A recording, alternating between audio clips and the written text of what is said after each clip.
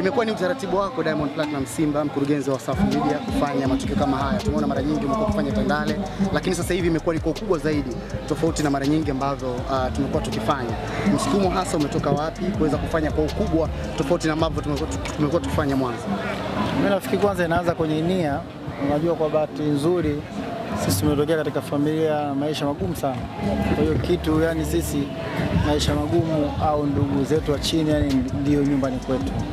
Sasa tulianza kuwatua tofauti kulingana na uwezo tuliokuwa tuko nao. Mwenyezi Mungu ametubariki, ametujalia taasisi. Kwa tunapokuwa tuko taasisi, na maana nguvu ya pamoja. Hii kilichotoka hapa sio Diamond limetoa, ni nguvu ya pamoja. Mimi kama mkurugenzi nitoa maelekezo katika chombo kama ianzishe kampeni fulani, mkono wa Idi, ambao wakashirikisha wadau tofauti na wadau wakaunga mkono. Na hii ndio maana naosema sote, kama ukiunga mkono Wasafi, hujamuunga mkono Diamond tu, hapana. Umeunga Tanzania, muunga Afrika nzima.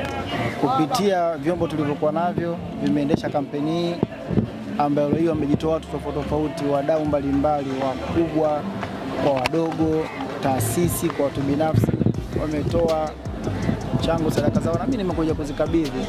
Kwa hiyo ndio maana ya ukuaji, lakini maana ya watu wanapokosa mvuto na kuunga mkono, manake ndio hii. Kwa hiyo waendelee kutuunga mkono kama leo tulifanya hapa, wakani tufanye makubwa zaidi, kwa sababu sio kwa sababu yetu sisi, ni kwa sababu ya ushirikiano wa watu tofauti ambao wanatokana na ukubwa wetu unavyozidi kukua.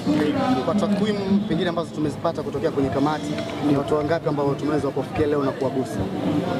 Nitatoa takwimu rasmi, lakini wengi sana, maelfu, kusema kweli maelfu. Siwezi kusema tu namba ambazo sina uhakika nazo, tutatoa takwimu sahihi, lakini navyojua ni maelfu watu, na niwashukuru wote ambao wametoa.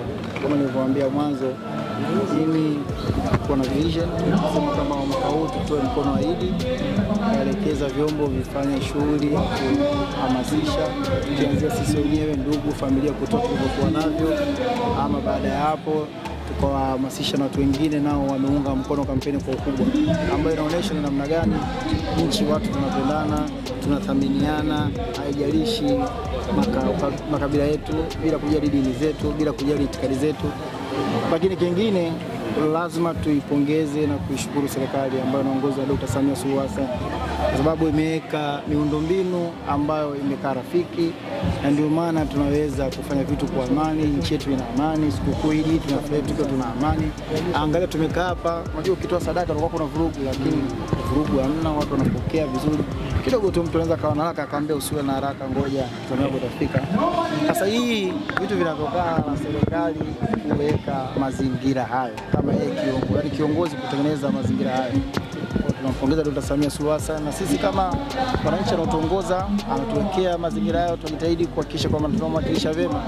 Hata sadaka hizi pia niseme ni moja ya viongozi mkubwa, ilikuwa ni heshima.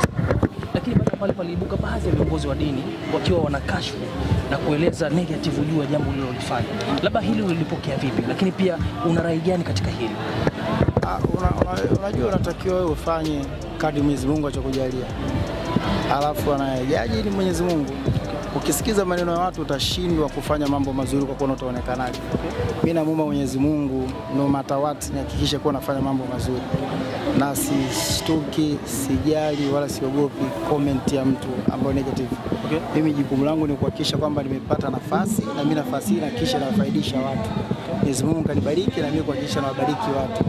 Napoweza kufuturisha nafuturisha, napoweza kutoa sadaka kama hivi natoa sadaka. Sasa comment za watu hawezi kuziepuka, kila mtu atacomment anapoona yeye. Sasa kama unafanya kwa sababu ya watu utaogopa comment, lakini mimi nafanya kwa sababu ya Allah. Kwa comment yangu nitaikuta kwa Allah, kesho na kesho kutwa nikifa, ndio mimi nachokiangalia hicho. Lakini comment na uzuri pia, hata shehe wa mkoa alielezea vizuri. Kwa ni vitu vya kawaida, na hata kwa watu wengine wanaofanya mambo msikatishwe tamaa. Mwenyezi Mungu anasema msikate tamaa na neema zangu. Mwenyezi Mungu anaelekeza hivyo, kwa sitokee kiumbe kukatisha tamaa. Fanya mambo mazuri, haijalishi unafanya kazi gani, unafanya kitu gani, hakikisha unaswali. Mimi naswali swala 5, watu wengine sidhani kama watu wanafahamu. Lakini mimi maisha yangu sasa hivi na miaka 3 naswali swala 5, miaka 3 mfululizo na sikosi yani. Kwa hiyo nikitaka kumsikiza mtu anaimba afu naswali, mnafiki. okay, mnafiki yangu utajua Mwenyezi Mungu. Kama Mwenyezi Mungu anasema funga na kwambia saumu ni, yani funga ni yangu, saumu ni yangu mimi.